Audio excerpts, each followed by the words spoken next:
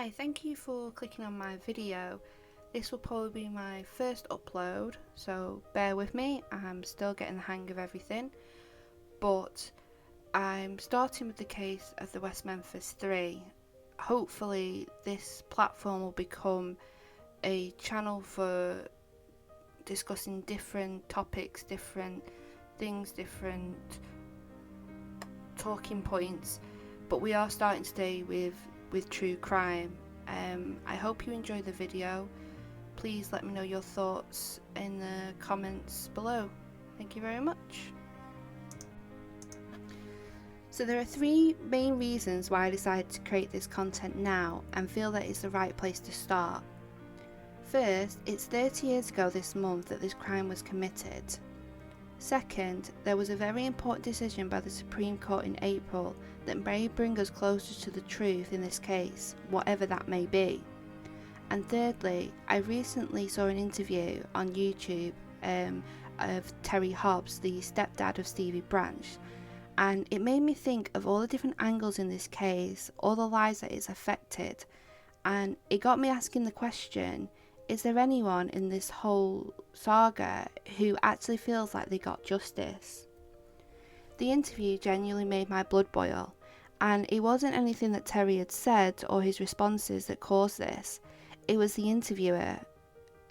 For many reasons, I just found myself getting angry and actually shouting at my TV when I realised that wasn't doing anybody any good, certainly not my throat any good. And it may be more productive to start a conversation and to share opinions and hear different opinions and create a conversation regarding this. Just a quick sidebar, I actually commented on that video just saying simply, made my blood boil respectfully, and the interviewer, who will remain nameless, hearted and liked that comment and replied, awesome. And people who know me will tell you that there's nothing that I enjoy more than a touch of sarcasm, so very much appreciated.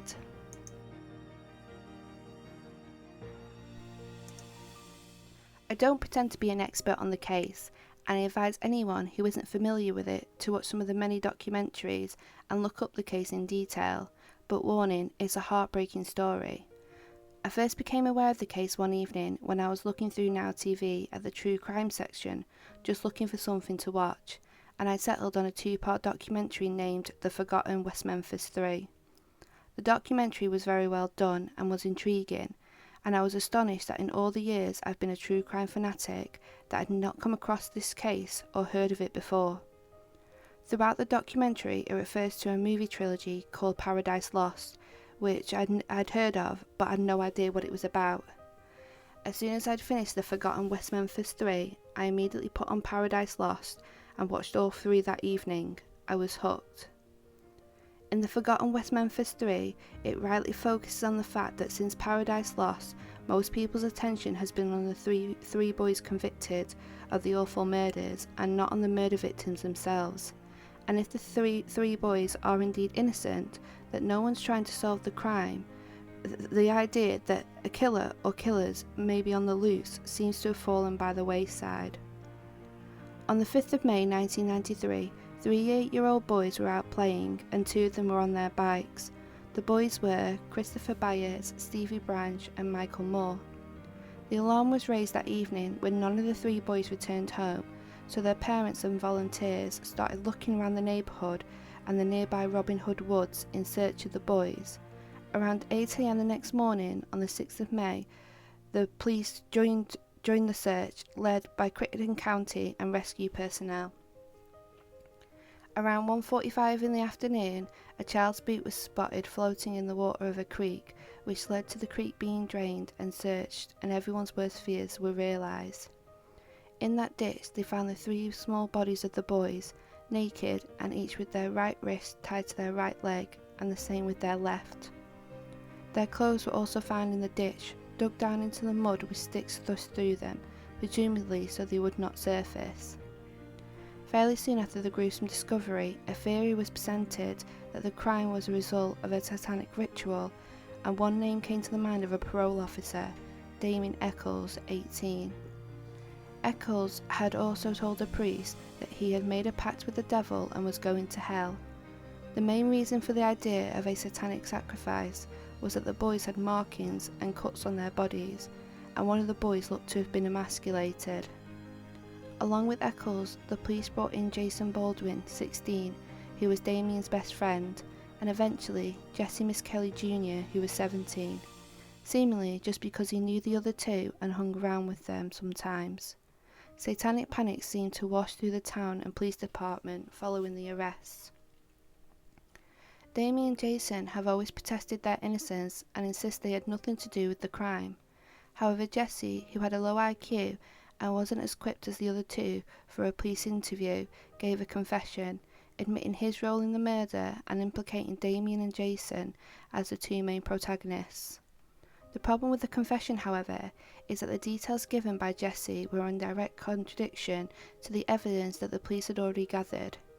Jesse originally had the murders happening in the morning, however the police knew that the young boys had been at school all day and had also been seen by parents immediately after and people around the neighbourhood throughout the evening.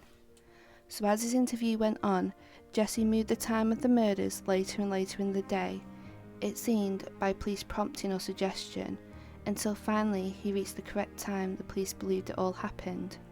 Jesse also described brutal and prolonged beatings at the hands of Damien and Jason, however no evidence of this was shown on the boys' bodies, and the inconsistencies continued. Just a personal note at this point, the amount of people that I see say that they would never confess to a crime they didn't commit. Trust me, everyone has their breaking point. For some, it may not take much, and for others, it could take a lot more. For me personally, I have no shame in saying that in the right conditions, I will probably tell someone anything they wanted to hear. For someone like Jesse, convince him that there's no other way out, that he was going to prison for the rest of his life or even possibly death row, that he would never see his family again, and that if he just confirmed the police's beliefs or their theory, they would go easy on him. I can easily see how this could lead to a false confession.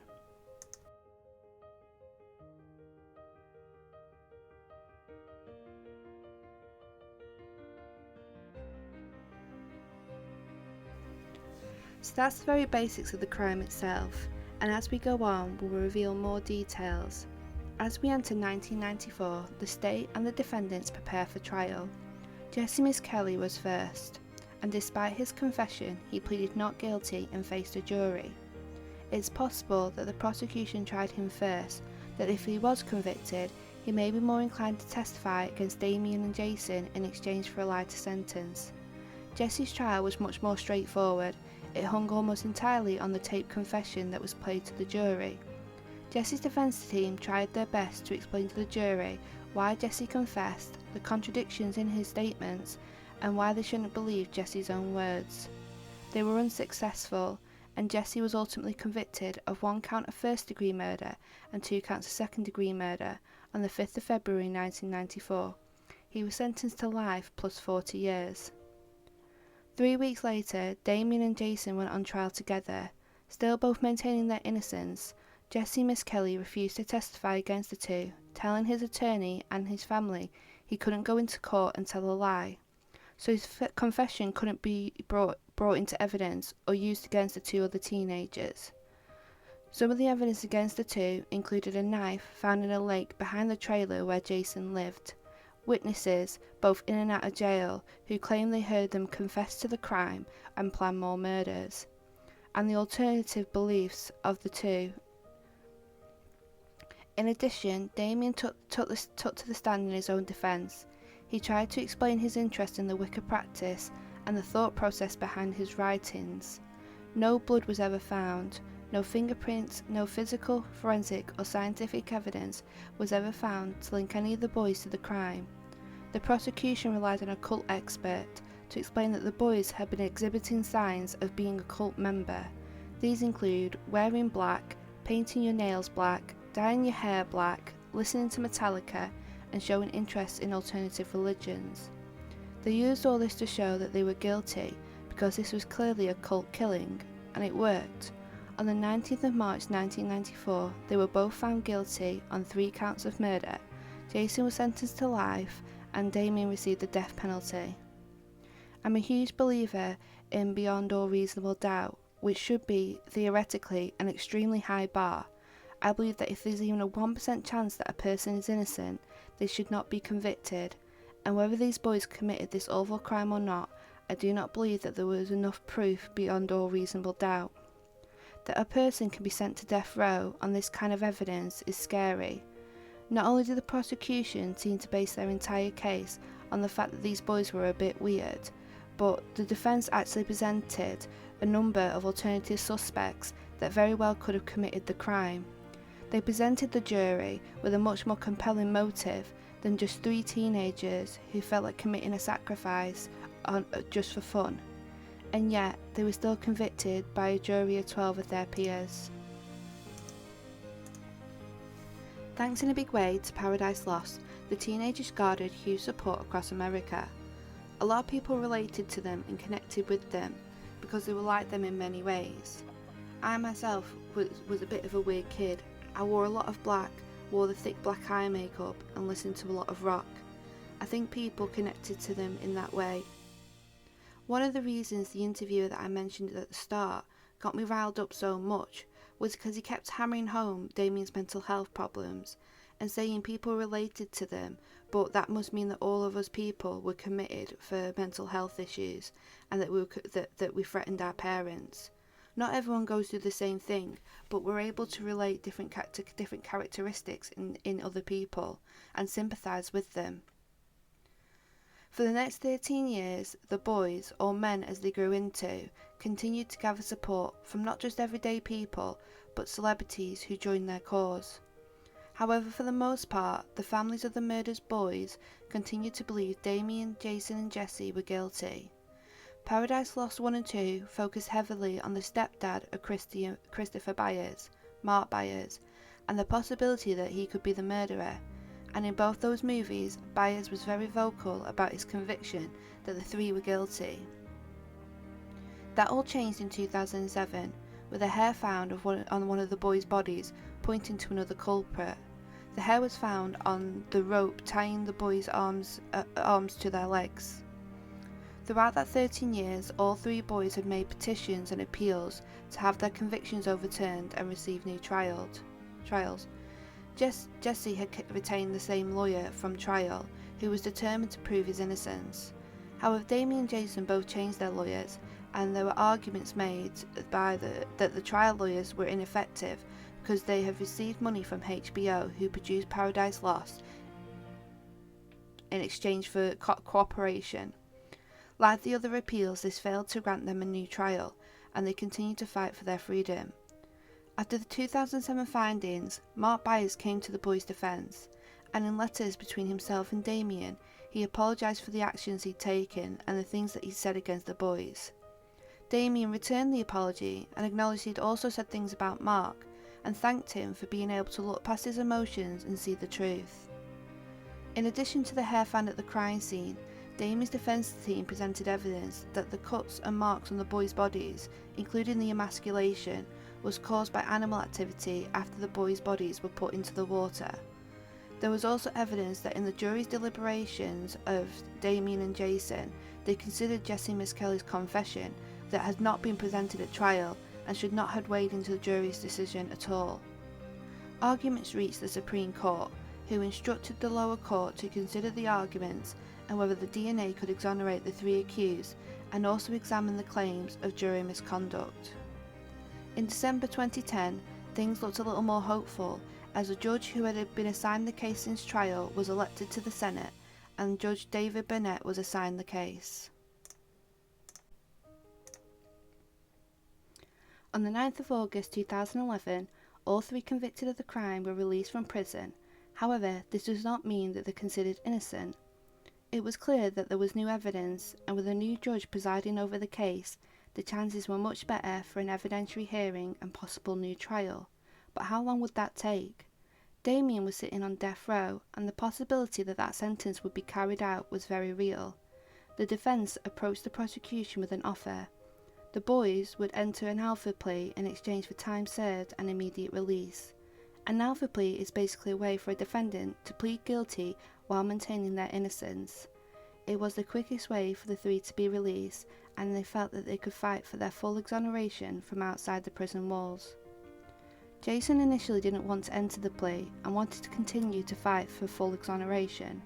However, seeing how Damien was facing being put to death, he agreed, and all three walked out of court free men. After being released, they have all struggled with being labelled triple child murderers and still having their convictions in place. Damien has been the most vocal about trying to find the truth and has been pushing for new evidence to be tested. Thanks to the documentary that got me started on this, the Forgotten West Memphis 3, there has been new technology being suggested to hopefully help answer the big question: who killed Christopher, Michael and Stevie? The technology is called MVAC, and it's a method of collecting DNA from difficult surfaces or items, even if those items have been submerged in water or there has been a big passage of time. Initially, the new prosecutor, Scott Ellington, announced that he would be happy to test any new evidence or make available anything that was needed to find answers. However, it has since become apparent that the state is not interested in letting these tests go ahead. Not only have they not made the evidence available, even though each of the defendants expressed their willingness for the test to go ahead, they are blocking every attempt that Damien has made to actually have this testing done. Damien has filed a motion in court to allow the testing to be done. In June 2002, a judge ruled against Damien, stating that because he was not currently imprisoned, he does not have the legal interest or right in having the evidence tested. I believe it sentenced around the Latin meaning of habeas corpus, which means bring the prisoner forward. The judge was arguing that because Damien was not a prisoner, that he did not have the right to insist this testing be done under the legislation in which he was petitioning the court. So at the beginning I said that there's been recently a development in the case that may lead to some answers. In April 2023, the Supreme Court ruled that a full hearing should be held by the Circuit Court to determine the merit of Eccles' request for new testing. It suggests that the Supreme Court did not agree with the Circuit Court judge that Damien did not have the right to the new testing, and for now we will have to wait for the outcome of that hearing. With this Supreme Court ruling, it means we may be one step closer to finding the truth behind this tragic story, and who it was that caused the death of 3 innocent young boys. It still baffles me though that the prosecutor and the state are fighting this testing so hard. What's the harm in testing the evidence? Either they're right and the DNA proves that Damien, Jason and Jesse committed this awful crime, or that there may be evidence that implicates someone else, and they can finally find the truth and possibly justice. There is a third option, of course, which the testing may come back inconclusive, or that even with this very powerful method of collecting the DNA, after 30 years, there's just nothing to find. But what's the harm in doing it? I have to ask myself the question, what are they scared of? It's probably pretty clear where I stand on this. I truly in my heart of hearts believe that Damien, Jason and Jesse are innocent, that they spent a long time in prison for crimes they didn't commit. However, even if they were guilty, I do not think they should have been convicted on the evidence presented. What convicted them was fear. Fear of things that other people didn't understand, the satanic panic, and in the case of Jesse, a seriously compromised and confused teenager giving a contradictory confession. It's frightening how this can happen. It's clear now that after all the evidence has been presented that the marks on the boys were not committed by a person, but were made by animals after the boys were already dead. So if that's the case, what was their motive? What did Damien, Jason and Jesse have to gain by causing the death of these 3 little boys? If it wasn't satanic, what reason would they have? Like I say, this is only a brief overlook of the case, and if you want to know more, I do recommend the documentary The Forgotten West Memphis 3 and Paradise Lost. The movies 1, 2 and 3 are very good. You may have noticed that I have omitted some names where suspicion may fall or where it may be pointing, because I do not believe in naming people without any proof. As I say, I do believe with all my heart that the three are innocent. However, I don't know who committed the murders. I wouldn't dream to hazard a guess. Anyone who's seen documentaries or knows anything about the case knows where the suspicion is pointing. I certainly do not agree with some of the things that Mark Byers did throughout his life and some of the things that Terry Hobbs is accused of. I'm not here to sling mud or besmudge anyone's names, but some of the things that have been proven, or even things that Terry admitted under oath in his civil trial against the Dixie Chicks, are abhorrent and disgusting. That being said, there is one person I do want to mention, which is David Jacoby.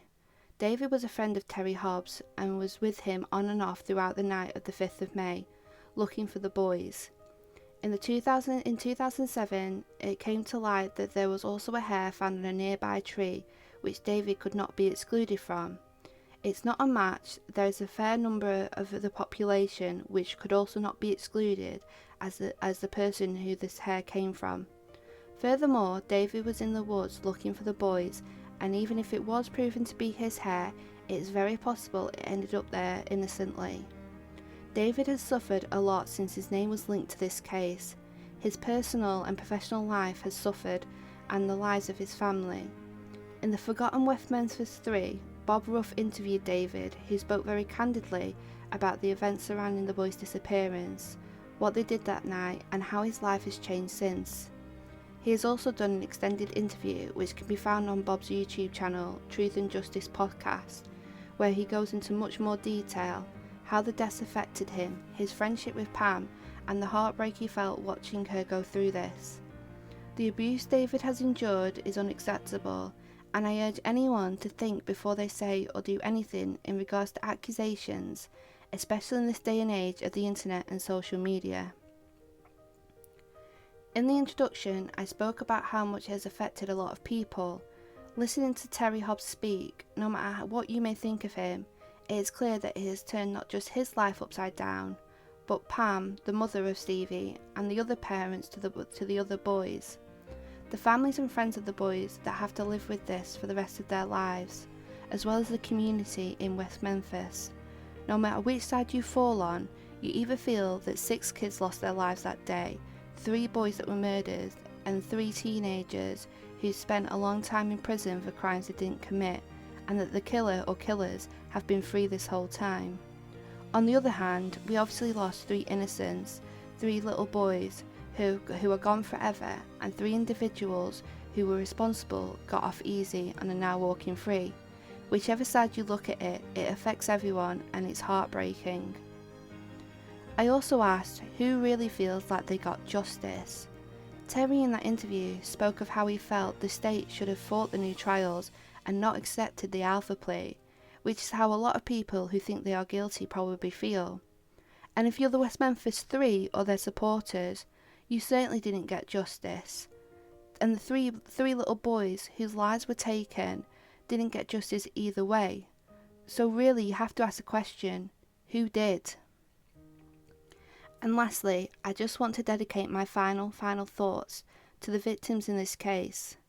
It's true that whether innocent or guilty, the 3 boys convicted and the speculation around other suspects seems to have dominated the attention in this case. But Christopher, Stevie and Michael were 3 innocent young boys who did not deserve to have their lives so cruelly taken from them. Hopefully their memory will last longer and be stronger in the hearts and minds of everyone who knew them, loved them, and of everyone involved in the case, rather than the horrible end that they came to. I hope they rest in peace.